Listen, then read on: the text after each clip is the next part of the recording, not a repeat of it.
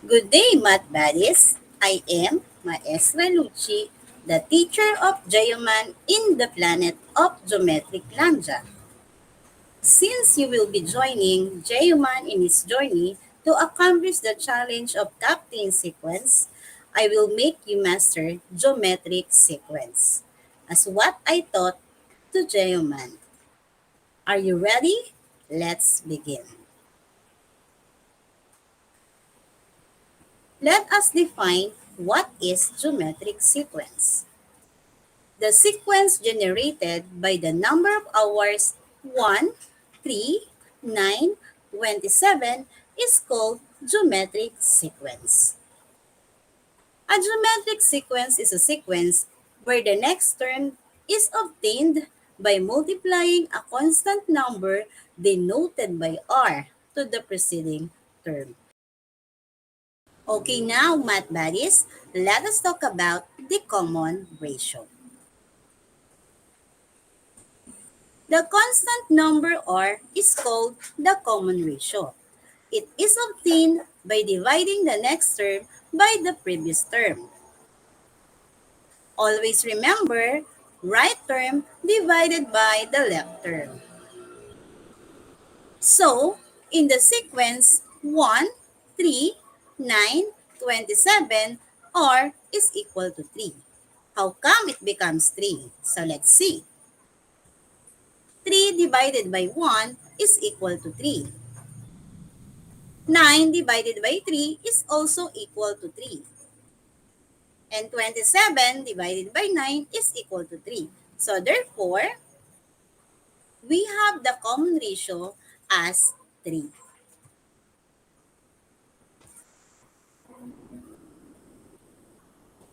Now, in finding any term in the geometric sequence, we will use the rule a sub n is equal to a sub 1 times r raised to the quantity n minus 1, where a sub n is equal to the n term of the geometric sequence, a sub 1 is the first term of the geometric sequence, n is the term position, and r is our common ratio. So did you understand how to get the common ratio and what is the term or the rule that we are going to use with regards to geometric sequence? In this part, we are going to discuss the arithmetic sequence versus the geometric sequence. For the basis for comparison, we have the definition. Arithmetic sequence is a sequence where every term after the first is obtained by adding a constant called the common difference, and this is denoted by letter D. In geometric sequence, this is a sequence where each term after the first is obtained by multiplying the preceding term by a non-zero constant called the common ratio.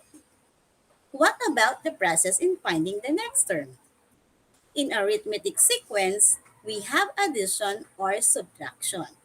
In geometric sequence, we have multiplication or division.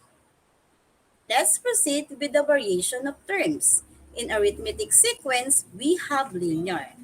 In geometric sequence, we have exponential.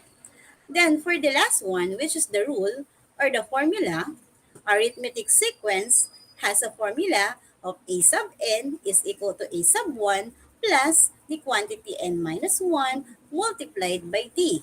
And geometric sequence is a sub n is equal to a sub 1 multiplied by r raised to the quantity n minus 1. Good luck, math buddies and Geoman. May you find a way home here in Geometric Landia. Goodbye!